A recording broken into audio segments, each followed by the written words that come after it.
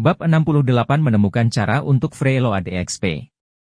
30 tahun yang lalu, seorang anak laki-laki lahir dari keluarga Sang Sancai, seorang nelayan. Ayahnya adalah seorang sarjana yang putus asa dengan beberapa bakat sastra tetapi tidak ada yang luar biasa. Untuk mencari nafkah, dia harus mencari ikan dan berlayar. Ayahnya berbakat dan memikatnya uji. Ia berharap bisa tumbuh menjadi pria yang terlahir di dunia tanpa ada celana terhadap dirinya.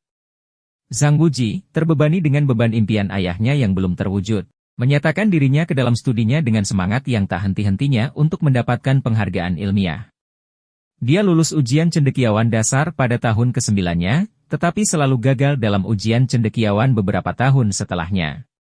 Dia kemudian memulai sebuah keluarga tetapi melanjutkan jalur ujian kekaisaran. Di saat yang sama, seperti ayahnya, setelah berkeluarga dan memulai karir, ia juga secara bertahap menaruh harapannya untuk lulus ujian pada generasi berikutnya. Dia memiliki saudara perempuan bernama Wu Yu. Kepribadiannya memang sesuai dengan namanya. Dia naif dan polos. Dia sering membantu menggiling tinta dan menyalin buku. Dipengaruhi oleh dia dan ayah mereka, dia menjadi sangat banyak membaca dan suka membaca secara ekstensif. Dia berbakat dalam bidang sastra dan bahkan lebih menonjol dari dia, kakaknya. Sayangnya wanita tidak bisa mengikuti ujian berikutnya. Oleh karena itu, adiknya hanya bisa membacakan puisi di tepi sungai untuk bersenang-senang. Namun dia menjalani kehidupan yang sangat tanpa beban. Keluarganya tidak kaya, tetapi mereka bahagia sampai suatu hari ayahnya mengantarkan seorang sarjana kaya melintasi sungai. Adik biasanya, Wu Yu, kebetulan berada di kapal tersebut. Kenaifan aslinya telah berubah menjadi sebuah cacat, ketika dia langsung tergila-gila setelah beberapa kata dari sarjana, Song Hu. Sarjana itu juga berbakat dalam bidang sastra. Perjalanan dengan kapal hari itu menyebabkan adik kecilnya diam-diam jatuh cinta pada Song Hu. Secara kebetulan, tuan muda kaya itu juga tertarik pada adiknya, Wu Yu. Dia sering menunjuk ayahnya untuk membawanya ke sungai dan setiap kali, saudara-saudaranya akan menyusul. Sebagai tuan muda dari keluarga kaya, Song Hu tidak hanya tampan tetapi juga berbakat dan kaya, karena keluarganya tidak terlalu keberatan jika mereka berdua bersama. Bahkan jika Wu Yu hanya bisa menikah dengan keluarga kaya sebagai selir, itu tetap merupakan hasil yang baik baginya. Namun sejak saat itulah, kemalangan yang akan menghancurkan keluarganya dimulai. Setelah beberapa saat keduanya semakin mesra, tuan muda kaya itu sering mengajak adiknya, Wu Yu, untuk jalan-jalan. Setelah beberapa kali membengkak karena hamil, dia dan ayahnya sangat marah. Bagaimana bisa menyebabkan seorang wanita rusak begitu saja?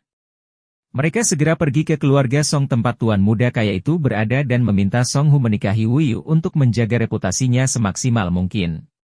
Siapa sangka Song Hu yang selama ini menggoda adiknya tiba-tiba kembali melawan mereka dan bahkan mencaci maki mereka karena membuat saudaranya.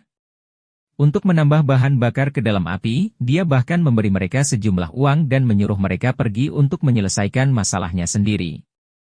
Namun bagaimana pasangan ayah dan anak, yang telah mempelajari buku-buku tentang moralitas dan kebijaksanaan sepanjang hidup mereka, bisa menentukan hal ini? Kali kedua mereka menuntut pertanggungjawaban, tidak hanya dilarang bertemu Song Hu, mereka juga dikalahkan oleh putra tertua keluarga Song. Hal ini menyebabkan orang tuanya terluka parah. Ditambah dengan kemarahan dan keputusasaan yang luar biasa, mereka kehilangan keinginan untuk hidup dan meninggal dalam semalam setelah kembali ke rumah. Mengingat sifatnya yang keras kepala, dia bisa menerima hasil dari situasi tersebut dan ingin berdiskusi dengan pemerintah untuk mencari penjelasan yang adil dan adil. Namun siapa sangka keluarga Song memiliki hubungan dengan pemerintah dan setelah mengetahui keluhannya, langsung membunuh keluarganya secara diam-diam. Adik gambarannya yang bodohnya pergi mencari Song Hu, juga mencarinya, dengan kejam ditenggelamkan di dalam sumur. Ia dan istrinya yang sedang hamil 10 bulan juga dibuang ke sungai, keduanya terikat di dalam karung terpisah. Jika dia tidak cukup kuat untuk melepaskan diri, dia akan menjadi seperti istrinya yang malang. Setelah selamat, dia memulai jalan balas dendam dan balas dendam. Awalnya, sangat sulit baginya untuk tidak memiliki bentuk balas dendam apapun untuk membalas dendam keluarganya. Namun dalam mimpi terliarnya, dia sebenarnya diberkahi dengan akar abadi yang disukai oleh seorang ahli racun dari Miao Jiang. Sang master kemudian mengajarkannya seni Fo Dou yang bisa ia manfaatkan untuk membalas dendam. Setelah mendapatkan teknik Fodo dan racun, dia menggunakan racun untuk potensi tubuhnya dan tingkat pembusukannya meningkat pesat. Gelar Heiduzi diberikan kepadanya saat dia akhirnya menjadi ahli racun.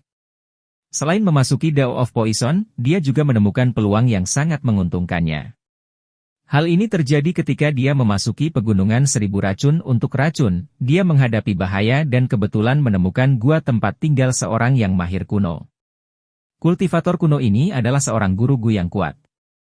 Hanya dengan mengandalkan harta karun yang diperolehnya dari luar tempat tinggalnya, ia berhasil mengolah tubuh TJ Cicada dan juga menghilangkan efek samping penggunaan racun untuk tubuhku. Dia kemudian menyempurnakan dirinya menjadi Gu Corpse dan budidayanya meningkat pesat dalam waktu singkat.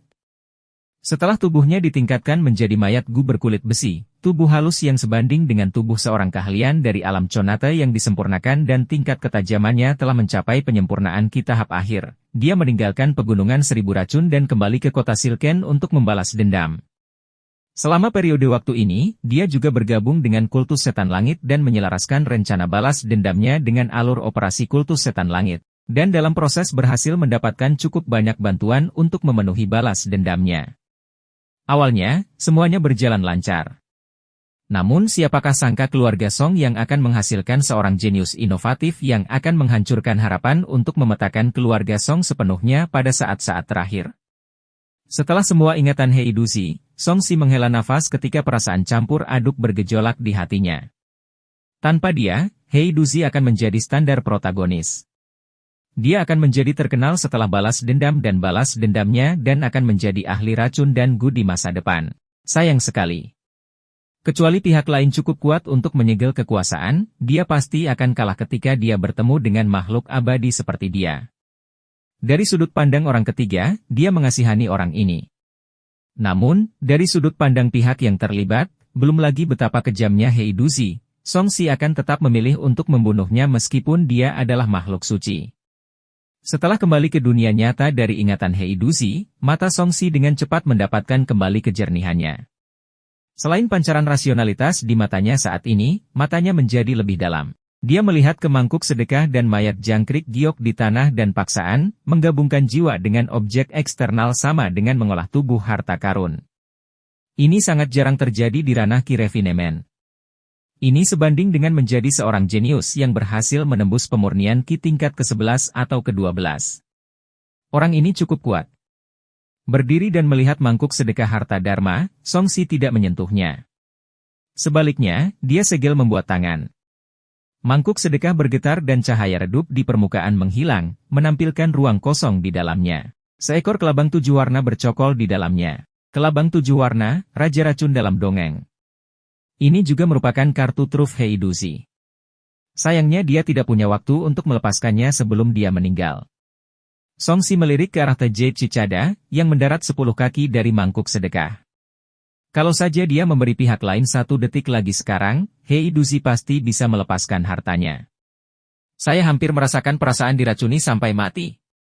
Song Si berkata dengan menyesal ketika sudut mulutnya sedikit melengkung. Namun, setelah gagal merasukiku, aku malah memperburuknya. Kenangan orang ini telah menjadi bagian dari dasar pengetahuanku. Song Si tersedak. Mulai sekarang, dia bukan lagi seorang amatir noob. Dengan menelusuri ingatan Heiduzi, dia tidak hanya mempelajari banyak metode Gu dan racun, dia juga memahami semua jenis pengetahuan dasar yang seharusnya dimiliki oleh seorang pecinta pemurnian Ki pada umumnya. Mulailah cara saya menciptakan peluang bagi diri saya sendiri. Selama seseorang merasukiku, aku akan membalasnya sebagai balasannya, lalu aku akan mendapatkan banyak kenangan karena tidak melakukan apapun. Song Si merasa bahwa dia telah menemukan cara untuk mendapatkan EXP secara gratis. Hanya saja mungkin tidak akan banyak orang yang mau merasukinya, kecuali mereka terpaksa menemui jalan buntu seperti Heiduzi. Saya sangat menantikan orang berikutnya yang merasuki saya. Saya belum sepenuhnya merasakan perasaan kerasukan. Saat dia memikirkan pikiran-pikiran aneh ini, kabut di sekelilingnya tiba-tiba mulai memudar, dan suara-suara dari luar perlahan-lahan masuk. Fluktuasi datang dari platformasi yang dikendalikan oleh akal sehatnya. Song Si terdiam sejenak, kekuatan batu roh telah habis. Jika saya menunggu lebih lama lagi, Heiduzi akan memiliki kesempatan untuk melarikan diri. Dia menyimpan mangkuk sedekah, mengambil pecahan cangkang jangkrik giok dan melemparkannya ke dalam mangkuk sedekah. Tentakel kelabang 7 warna terasa saat terbangun dari tidurnya. Itu mengeluarkan buletin yang menggembirakan dan membuka untuk mengeluarkan cangkang kosong itu dengan gila-gilaan. Ia tidak menyangka bahwa ia sedang memakan pemilik aslinya. Semakin banyak ia makan, semakin bersemangat jadinya. Setelah menutup mangkuk sedekah, Song Si berbalik dan membuat beberapa segel tangan pada mayat-mayat Gu yang tidak bergerak, memadatkan beberapa bola api dan melemparkannya keluar. Nyala api membakar dan mengubah semua mayat menjadi abu. Menghancurkan mayat adalah keterampilan dasar yang menurut Song Si harus dimiliki oleh para penggarap abadi.